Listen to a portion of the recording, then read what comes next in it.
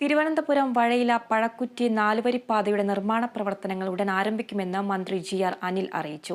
റോഡിന്റെ ടെൻഡർ നടപടികൾ അവസാന ഘട്ടത്തിലാണെന്നും മന്ത്രി വ്യക്തമാക്കി. തിരുവനന്തപുരം ചെങ്കോട്ട സംസ്ഥാന പാതയിൽ 11.5 കിലോമീറ്റർ ദൂരമാണ് നാലുവരിപ്പാതയാക്കുന്നത്. ഭൂമി ഏറ്റെടുക്കലിനും നിർമ്മാണ പ്രവർത്തനങ്ങൾക്കുമായി 1065.9 കോടി രൂപയാണ് ചെലവ് പ്രതീക്ഷിക്കുന്നത്.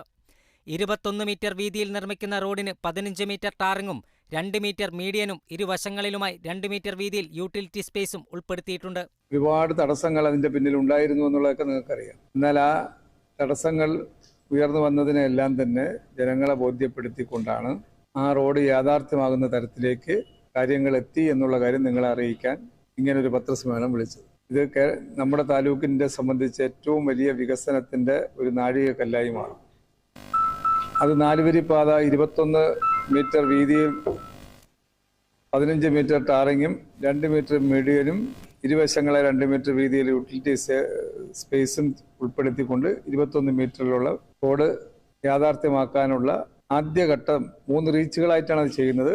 ആദ്യഘട്ടം നമുക്ക് അതിന്റെ ടെൻഡർ നടപടിയിലേക്ക് ആയി എന്നുള്ള സന്തോഷം അറിയിക്കുകയാണ്. പദ്ധതിയുടെ ടെൻഡർ ഓപ്പണിംഗ് മാർച്ച് 4 നടക്കും.